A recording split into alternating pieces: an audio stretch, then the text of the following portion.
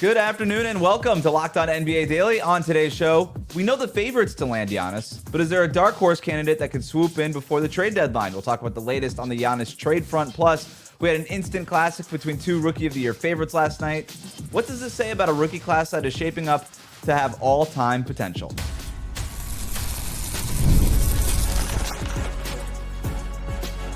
You are Locked On NBA, your daily NBA podcast. Part of the Locked On Podcast Network, your team every day. Hello and welcome back to Locked On NBA Daily, part of the Locked On Podcast Network, now the #1 sports podcast network. However you're tuning in on YouTube or on your podcast app, thanks for making us your first listen every day. Today's episode is brought to you by Game Time. Download the Game Time app, create an account, and use the code LOCKEDON for $20 off your first purchase. I'm Wes Goldberg, and today we're talking about what teams could trade for Giannis and what is shaping up to be an all-time rookie draft class. We're doing it with the help of Locked On's local experts. I have two of the best with me, as always, from the Locked On Nuggets podcast, senior NBA writer for the Action Network. It's Matt Moore. Matt? Everyone was so thrilled with the battle last night between Khan and Cooper Flagg. Well, get on my level, because I was watching Nolan Traore start for the Brooklyn Nets with no Yegor Demon and like half of the other, no Cam Thomas. An MPJ's return game. Get on my level watching Danny Wolf battle against Tim Hardaway Jr. From the Locked On Bulls podcast, also a Bears and Bulls creator for Bleacher Report, it's Haize.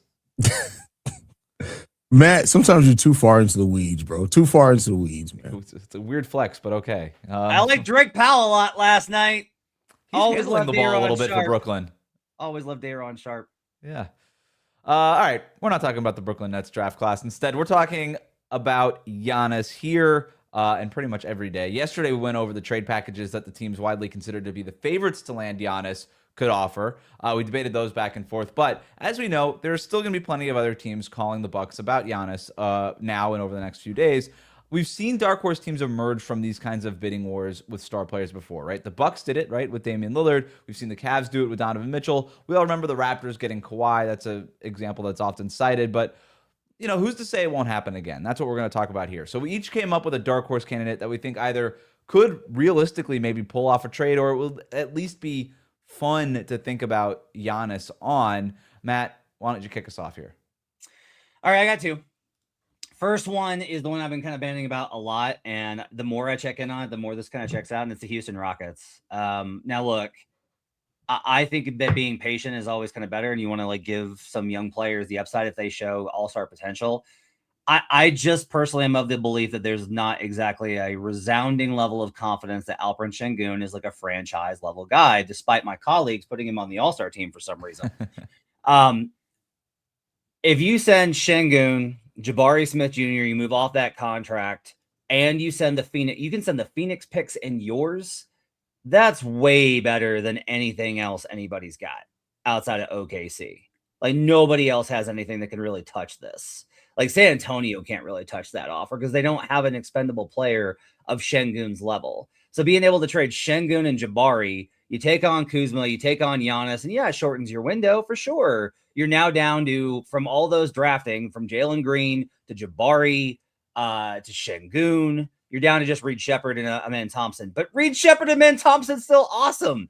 And you've got Giannis and KD for 2 years, and then Amen Thompson ascends to where he probably should be alongside Reed Shepherd, and you can build for the future.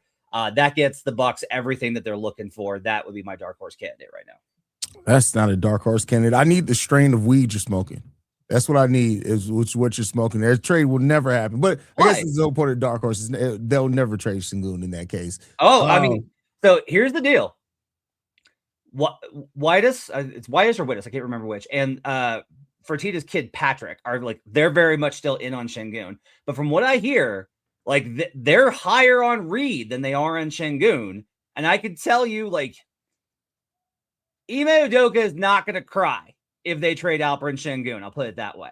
Like, this is more likely than people think. It's not like, I'm not saying it's more likely than New York or Minnesota or Golden State, but I think this is realistic. Hey, I went back over our conversation too yesterday, Matt. You are severely underrating your whole thought process of the Golden State Warriors picks not being that favorable because they're so far out.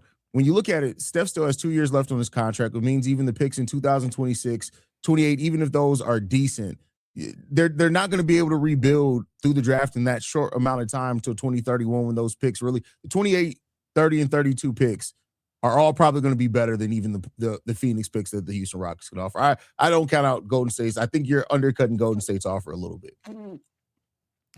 Haize, I want to go back to the Rockets part of this, though, because they do have all the assets. If they want to be in on Giannis, they could be in on Giannis. Not to say that they definitely will land him, but they could definitely field at least a respectable offer at the very least, to Matt's point here. Let's imagine a world where Giannis is in Houston, and it's sort of the trade that Matt laid out there. So you're left with, obviously, you got Kevin Durant, you've got Giannis, you got Amen Thompson, Reed Shepherd, Ime Udoka's the coach, and whatever other pieces are left there. That team in the Western Conference, is that a team that could compete for a championship? Because right now, as we've all discussed, I think at some point this week, the Rockets probably aren't a championship level contender at this point because of some of the injuries and the other things that they're dealing with.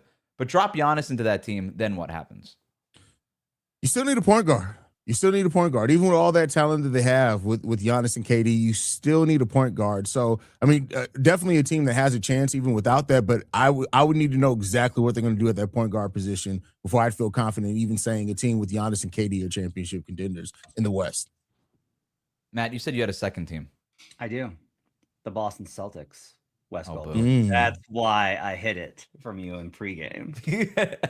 I think this is a really interesting question. Okay, if you're chasing this title, I understand the idea of being like, look, we already won a title with Jason Tatum and Jaylen Brown. I get it. I get it. I just kind of wonder, given some of the stuff that we're seeing, like there's just been some interesting comments made from various people like Jason Tatum and Jaylen Brown. You may never get to sell higher on Jaylen Brown than right now. Now, I think Jaylen Brown's excellent and awesome and a franchise player. I'm not denying that. But just consider the idea of being like, we're going to trade Simons. We're going to get draft assets. We're going to send those to you. You get Jaylen Brown. And you're like, Tatum takes the rest of the year. Next year, we have Tatum and Giannis with Derek White and shooters. We're going to find a big somewhere, any center, because now we have Giannis, so we don't really need like a great center. You have that kind of combo. Now it's weird because it's like, well, how do you do that with Missoula with the 3-point shooting?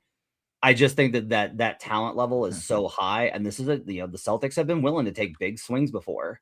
Like they've chased KD over and over and over again. I'm not saying I don't think it's likely, right? I think the end result is just like Jaylen Brown and Jason Tatum stay.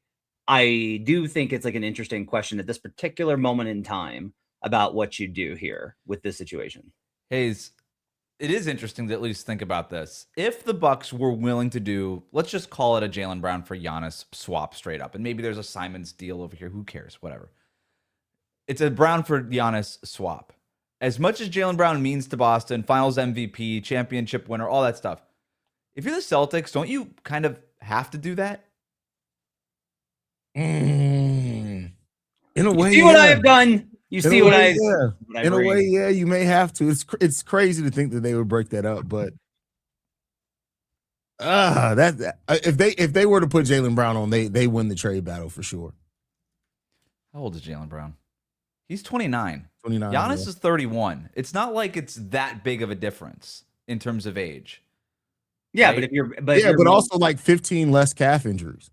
But if you're, and also I feel like you're Milwaukee, look, I get it. It's like you're trying to plan for the future, but you're in a tough market and getting star talent is difficult for you. Mm-hmm. Do you want Jimmy Butler's corpse, Jonathan Kuminga, or Jaylen Brown? To your point, it's different when you're talking about like a top 15, top 20 guy in the prime of his career, right, Matt? Like usually you would say post Giannis, let's rebuild, let's start it all over. But rarely are you getting that kind of caliber player back. And so maybe, that is for John Horst, he might be like, hey, Jaylen Brown can save my job, like that could be, a part of this too. I have one fun one. Oh, go ahead, Haize. Who's Haize's dark horse? I struggle to come up with a dark horse. Like Wes was asking me that in pregame, and I'm like, I'm struggling to come up with the team. Wes does have a clip we can go to. I'm not going to pick the Atlanta Hawks as my dark horse because they shouldn't do anything like that. But go ahead, Wes. Haize, to your point, this is a team that is being thrown around a lot, but we have some reporting from our own Brad Rowland on this. From my own reporting and from what others have reported nationally that I trust, I would say the Hawks are unlikely and maybe even quite unlikely to trade for Giannis in the next 6 days. Now, in the summer, if he's still on the Bucks, obviously it becomes a little bit more plausible across the league. A lot more teams would be involved probably. But right now, in season this week, all the signs point to not that happening, basically, for Atlanta.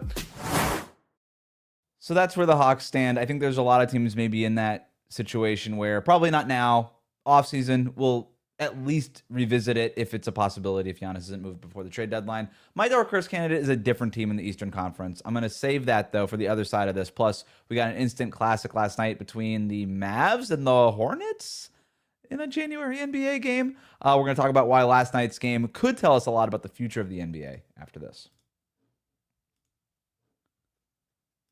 Today's episode of Locked On NBA Daily is brought to you by Game Time. There's nothing like being in an NBA arena, the crowd, the energy, the moment. Getting tickets, though, that part hasn't always been so simple. That's why Game Time has become the go-to app for scoring tickets fast without the hassle. It puts the advantage back where it belongs, with the fans. Using the app is simple. Pull up the Game Time app, pick an upcoming NBA game, and get tickets locked in within minutes. You'll love seeing the all-in price up front, meaning no surprise fees at checkout. And with their seat views, you can see the view from your seat before you buy, so you'll have confidence in your purchase.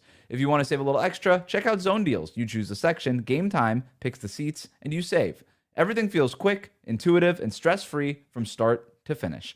Take the guesswork out of buying NBA tickets with Game Time. Download the Game Time app, create an account, and use the code LOCKEDON for $20 off your first purchase. That's code LOCKEDON for $20 off. Download the Game Time app today, and remember, it's gametime.co, not .com. We'll be right back.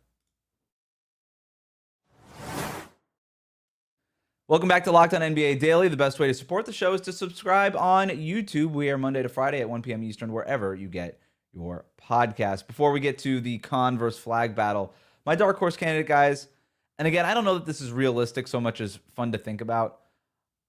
Why not the Indiana Pacers, who have their own pick in 2026, currently slated for top 4, 52% chance that it ends up being in the top 4 as long as they stay at this place in the standings.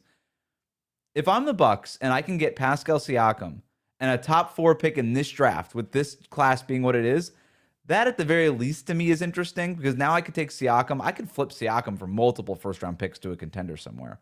So I'm getting the draft assets, and I'm getting the big piece, which is a shot at one of these potential star players coming out of this draft, plus my own pick that I'm going to have. So I might get 2 bites at this pretty awesome apple here and be able to rebuild with 2 young rookies on the fly.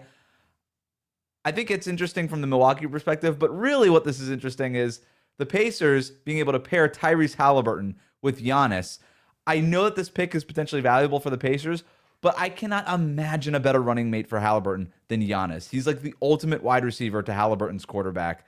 Those 2 guys together, that is an NBA contender next season. They might even go to the finals, Wes.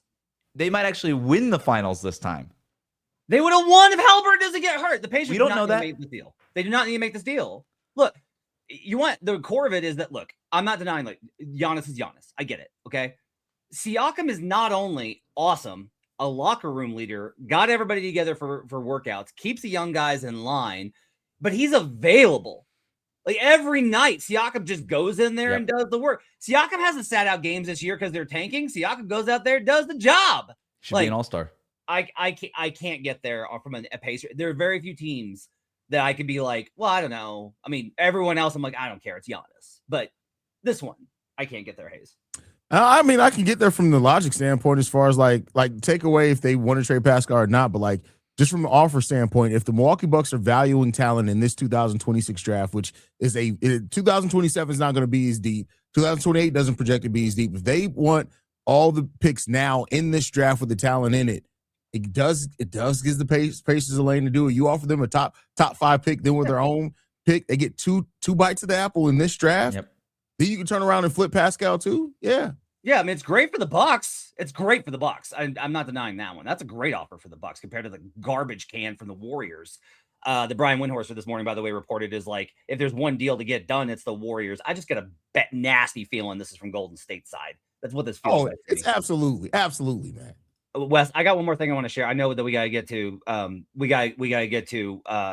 hashtag Flagg in a loss instead of hashtag Luka in a loss. But I just want to note this. I did some research last night. Do you know who the teams that John Horst has done the most trading with during his time as GM of the Bucks? Well, he's got the Pelicans deal with Drew Holiday. Yep. That was David Griffin, who's no longer in the league. Right. The other two, I'll tell you. The other two are the Cleveland Cavaliers and Kobe Altman. And most notably, a long-standing relationship with Raphael Stone and the Houston Rockets. Interesting. DeAndre Hunter, a player in Cleveland looking to maybe be routed. Maybe that he factors into this somehow also. A lot to still carve up here with the Giannis trade talk. But we're going to move on. Let's talk about a fun game from last night. Mavs vs. Hornets featuring two Rookie of the Year favorites going head-to-head. Cooper Flagg versus Knueppel. Felt very Bird versus Magic, guys. Like, can't believe I'm saying it, but that was sort of the feeling I had watching this thing last night. Flagg has 49 points, sets an NBA record for a teenager. Knueppel had 34 points, and more importantly, the game-winning deflection when he forced Flagg to turn it over on the final possession. This is shaping up, guys, to be an all-time rookie class. But if you could take any two rookies from this draft right now, Haize, is it clear that these would be the top two rookies between Flagg and Knueppel? Yeah, I think so. I think that's a fair statement. Flagg's been great. Knueppel has been nothing short than amazing as well in a time period where he's had to do a lot with as many injuries that have been on that Hornets team. I think that's a safe. Still pick Cedric Howard up there too, and Derek Queen for what they're doing, but Knueppel and Cooper Flagg. Yeah. It would not be these two for me. Con would be on there. I'll take VJ Edgecombe. Been amazing too. A little bit down, but so just here, look, I get it. It's numbers, and you watch him. Here's what. Let's do the film. You watch Flagg, and here's what you walk away with. Wow, what a great athletic player who's nailing every floater that he puts up. His timing on being able to anticipate the help and then put the floater up either before the help comes or late after the help side from the weak or the trailer, right, on lock and trail is behind him. His timing on those floaters is absolutely incredible. That's a really difficult shot for a rookie to have, to the point where I am kind of like, I don't know if this is really sustainable. Cooper Flagg shooting 29% from three. Now, typically, I don't care about how rookies shoot. I'm just kind of like, you're going to get better at shooting. That's what rookies most do. But the curves kind of increase as we've seen this evolution of shooting over the last 5-10 years in drafts analysis. And they just really honestly haven't been there. VJ Edgecombe's at 37%. VJ Edgecombe is contributing to a team that is competing for a playoff spot and potentially a playoff run in the Eastern Conference. He's fitting in around Tyrese Maxey. He's fitting in around Joel Embiid and Paul George. That's really difficult. You know what's not difficult? Getting up shots on a crappy Dallas Mavericks team. I'll take VJ and Con. I think Flagg's going to be an amazing player. That's been obvious from the very get-go. But I am willing to go ahead and put the take out here. I think Con and VJ have been awesome, and they're not getting enough conversation in the rookie race. Over at Locked On Mavericks, Nick Engstad is talking about sort of the development that we've seen from Cooper Flagg. Let's hear from him. Cooper Flagg has just shown time and time again that he has so much more to unlock in his game. He is not a rookie that's coming in and you're like, oh man, he's showing us a lot. This is probably like what he could do. He's got another level to his game. He scores 49 points, like you said, 20 of 29 from the field. And I kind of wonder if he took the matchup with Knueppel personal. There was this clip where he was like I'm him, like on him. He was talking to Con when he was sitting on the bench. And you just wonder if he takes these matchups personally. Knueppel was obviously his teammate at Duke, but was also his roommate there. And so he comes out and he's like, all right, I'm going to show out in front of this guy. And also Con was going off at the beginning of this game, and Cooper Flagg had to match it. And to me, that shows me that's the next level of Cooper Flagg. I think what's interesting, what stood out to me about both of these players, and Matt, I do agree with you about the Cooper Flagg part. Just he does score a lot of points, right? Yeah. I think the maturity of both of these players, but more importantly, both of them constantly making the right reads. Just watching that game, Knueppel as a playmaker is so ahead of the curve, especially where we thought he was going to be as a rookie.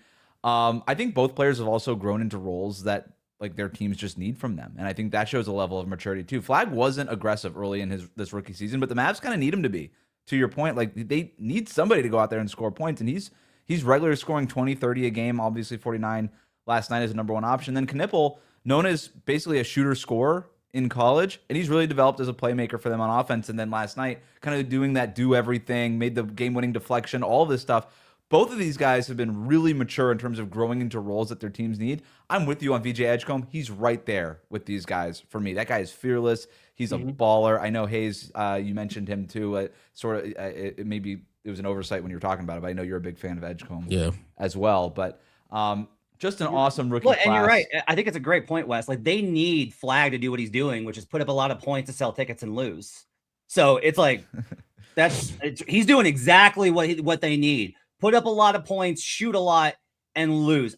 Mavericks fans, I'm just kidding here. Flagg's amazing. He's incredible. He's going to be awesome. You got a franchise player for the next decade. I do think that the way that we talk about Flagg versus these other guys has been weird because it has the conversation is like, it's Cooper Flagg and then some other good rookies. And I'm like, no. Like the other two guys are legitimately contributing to winning in situations. And it's not fair to Flagg. Like if Flagg was on those teams, he would contribute to those winning situations too. He's just not. And so he gets to score a lot. It is really, there's two ways to look at this. Haize, the idea on Flagg coming into the draft, right, was like, well, he's not going to be like an elite scorer, but he's such a do-it-all guy. He's such a well-rounded player. He's going to rebound. He can pass. He can defend, all these types of things. And instead, like, he's a scorer. And like his assists are there, but like both per 36 minutes, so if you adjust for the minutes, both Knueppel and Edgecombe are right there with him about 4.5. They're all about 4.5 dimes per game. Are you optimistic saying we didn't think that Flagg was even going to be a scorer and he is, and he's got all this stuff? Or do you go, well, we thought he was going to be this really well-rounded player, but instead he's kind of not just a scorer, but mostly a scorer. And if that's the weak point and the efficiency isn't there, isn't that like a little concerning? Which side do you come down on that? I'm not concerned about it yet because, I mean, like you said, I came in thinking that his rebounding and defense were going to be the things that really stood out for him early on. And like you said, it's been the scoring. But I think that when you look at Cooper and the makeup of who he is as a player, he's going to still want to defend at a high level. That's something that he takes pride in. So, I don't know how much he's going to be able to be the same type of defender he was in college in the NBA. There's going to be an adjustment period there. But I'm not too concerned yet. If we're still talking about this at the end of year 2, beginning of year 3, maybe. But I'm not too concerned about it right now. Knueppel is 1.4 field goal percentage points away from a 50, 40, 90 season as a rookie. He's unbelievable. He's What the unreal. hell? He's unreal. The Cooper Flagg defense thing, he's a little stiff getting over screens, and I've noticed teams kind of putting him into screens lately with their perimeter players a little bit more to try to. Yeah, he'll get better at that though. He should get better at that, but with his size, I'm just he's got to loosen up a little bit. I have one more question about this draft class because we're talking about how great it is. It seems crazy to start talking about where this thing could rank among some of the best draft classes of all time. But I kind of want to talk about where this draft class ranks among the best draft classes of all time. We'll talk about that next and then get to our faves of the week after this. Today's episode of Locked On NBA Daily is brought to you by FanDuel. It's the last call for football on FanDuel. One final Sunday, one last kickoff, the final chance to get in on the action before the NFL season officially comes to a close. This is Super Bowl 60, and FanDuel is making sure you're right in the middle of it with a special offer just in time for the biggest game of the year. Whether you're backing the favorite, riding with the underdog, or building one last same-game parlay, this is the game everybody's been waiting for. This is where predictions turn into plays, stats turn into storylines, and every snap feels bigger. It's the perfect way to cap off the season and make the Super Bowl even more exciting from kickoff to the final whistle.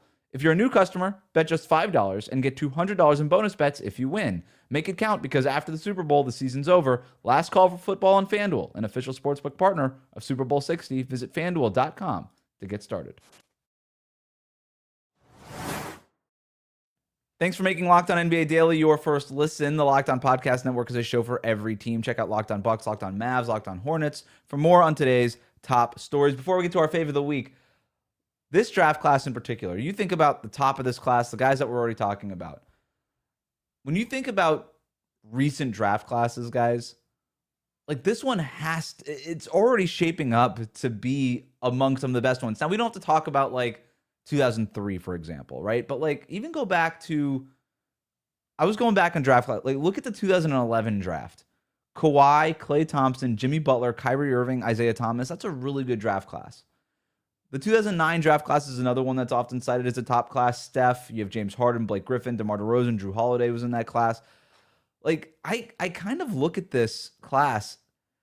You talk about Cooper Flagg, Knueppel, VJ Edgecombe, Dylan Harper. I mean, just to name the guys off the top, you also have, Derek Queen, Trey Johnson, Jeremiah Fears, Colin Murray-Boyles, Cedric Coward that Haize mentioned earlier. Like, this class is so deep. Haize, do you think that this class has the potential to be mentioned among some of those great ones? Absolutely. I mean, I think that it really does. And I know that it's maybe not when we go back and look at maybe who turns into a superstar or not, but I think when you go back and look, we're going to see a lot of players throughout this draft be starters on really good winning teams for years and years to come. I think that this is going to reverberate for a while now. I mean, there's still some players in this draft class that, won't even play this season or won't play very, very big roles this season, but the promise is still there. This is a really good draft class. All right. 84. Jordan, Elijah Wan, Barkley, Stockton, Alvin Robertson. 2003, LeBron, Wade, Melo, Bosh. I will put 87 here. David Robinson, Scottie Pippen, Reggie Miller, Kevin Johnson. Pretty good. I would put this one. The 2011 one's really interesting. Kawhi, Kyrie, Jimmy, Klay. You got Kawhi, 2 titles, and no MVPs, though, from this group of guys. Like, I think that's a really interesting question. Can you see multiple players from this draft winning MVP? Like, that to me is like if you get one guy to win an MVP, then maybe it already leaps to 2011, right? Right. So, like, if you think Flagg can be an MVP caliber player, and I do. I think so. Right. As much as I trolled Mavericks fans last segment, like, I think he can be an MVP level player. 96 is an interesting one. Like, how can it be better than the one with Kobe and AI? Kobe, AI, Nash, Ray Allen. That one probably goes over this one. So what we're probably talking about is like somewhere between 5 and 10. And this is like, we're overreacting, obviously, to a tiny sample here, and the guys could all not be that good. But I do think it's like really interesting to kind of look at this as far as like what it does. How about this one, Wes? 2018 is Luka, Trey, Brunson, Shea. I'm not sure Trae Young needs to be in that. But one of these is not like the other. But you had me at Luka and Shea, Matt. Poor Trae Young. Poor Trae Young. Aw. Tyler Hero's better than Trae Young. Anyway, would you put this one above Shea, Luka, Brunson? I think you're in the right spot. I think that this potentially could get to that level. If Flagg or somehow somebody else wins an MVP, I think it has the potential to leap 2011. 2009 feels about right to me.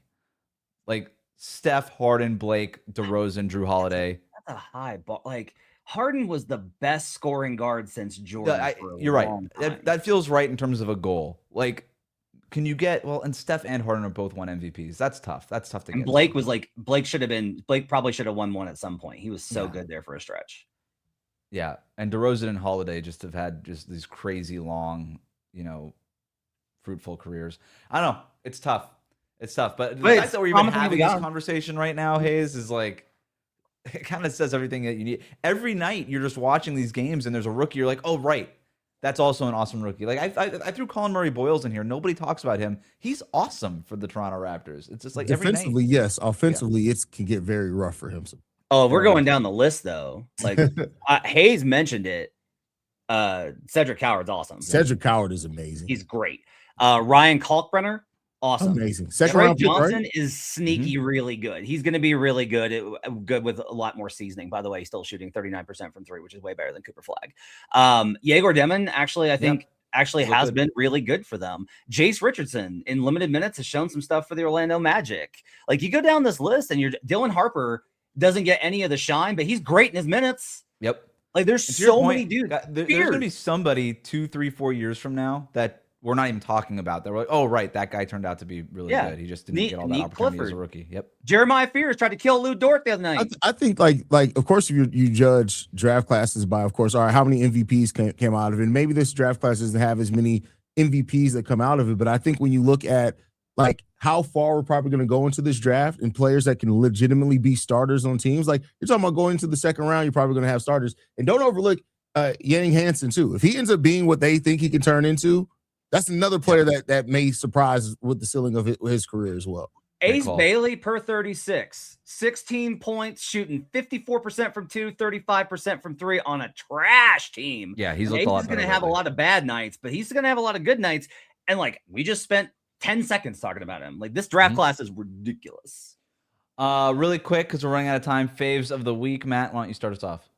Inflatable mascot last night at the Nuggets game. Anytime there's an inflatable mascot, I get really excited. I just think inflatable mascots are the best entertainment in games entertainment. It's great. Haize. Basketball to keep me being company while I was snowed in for 3 days with 4 children.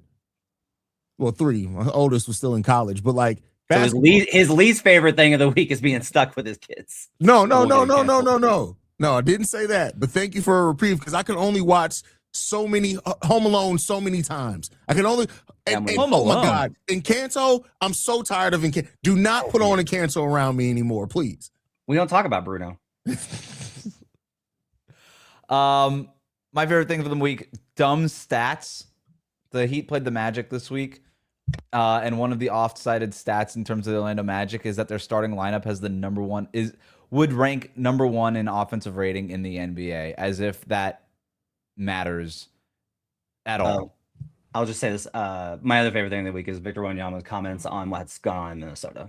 Yes. Absolutely. Really quick, my power rankings. I'm a system player. I am a system player. Go power rankings. Go power rankings. Your joy at this music is incredible. It's less about the music and more you guys hating I'm not a system player. I am a system. And the fact that it always tries to repeat when I play it once. All right, really quick dumb stats to end the show. My favorite thing from the week is that dumb Orlando Magic stat. Had me thinking, like, what are some other really dumb stats? Because we're doing this thing in NBA discourse now where we take like a net rating of a lineup or some on-off number and just say like, oh, that would be like the number 1 offense in the league over this span or whatever, as if it like count, as if anybody actually thinks like Jalen Suggs, Desmond Bane, Franz Wagner, Paulo Banchero, and Wendell Carter Jr. would be the best offense in the NBA. There's a Magic fan out here thinking that that's the case. Right. And it's because we just cite these stats all the time like crazy. So I came up with 5 stats that are dumb like that for my power rankings. Number 5, Dylan Cardwell, who is a player for the Sacramento Kings. In his 427 minutes on the court, the Kings have a defensive rating of 105.8, which would be the best defense in the league outside of the Oklahoma City Thunder. Does anybody think that Dylan Cardwell is like the anchor to the best defense in the league outside of Thunder? No, but that's an example of a dumb stat. Number 4, with LaMelo Ball on the court, the Hornets have an offensive rating of 121.9, which would be number 1 in the league ahead of the Nuggets and the Celtics. So for my LaMelo Ball haters out there, that one's for you. Number 3, of 5-man lineups that have logged at least 100 minutes, the Hornets have the best unit in basketball. Their starting 5 is plus 32.1 net rating this season. That's not but that's not the stat. That's not the dumb stat. Also high up on this list, at number 9, is the Grizzlies lineup of Cedric Howard, Jalen Wells, Vince Williams, Jaren Jackson Jr., and Zach Edey. That team, that unit is plus 13.1. So another example of that 5-man lineup data. Just be a little like, do we really think the Grizzlies? No, you're off here. No, like, they're good. They're good. No. Are they a top 10 lineup in the league? I don't know about that. Keep going. Number 2, since Guy Fieri's 50th birthday, the New York Knicks have the number 1 defense in the league. And number 1, there are 4 players currently averaging double-digit points and rebounds, as well as 5 assists per game, while shooting at least 50% overall. I think we can definitely name one of those players, Nikola Jokic. Does anybody want to try to guess another one of the players on this list? What was the stat again? 4 players in the league currently averaging double-digit points and rebounds, in addition to 5 assists while shooting 50% from the field. Points and rebounds. Double-digit points and rebounds, 5 assists, 50% overall shooting. Kalkbrenner? Nope. That was my guess. So you got Jokic, Giannis, Jalen Johnson, and the dumb stat king, Yusuf Nurkic, is also on this list. Great company for Yusuf Nurkic. He's been good. By the way, Per Energy Sports, Dylan Cardwell is holding opponents to 0.77 points per possession in isolation, 0.82 in pick and roll. Both of those are 70th percentile or better. Thanks for shouting this out, Wes, because I'm going to go watch Dylan Cardwell and see some tape on him because I think he's numbers say he's pretty good. What a way to spend your weekend. If you like what you heard today, subscribe to Locked On NBA Daily wherever you get your podcasts, including on YouTube. Thank you to Matt and Haize for their expertise every day. Thank you for making the Locked On Podcast Network your first listen. We'll see you right back here tomorrow or next week on Locked On NBA Daily. Warriors package sucks!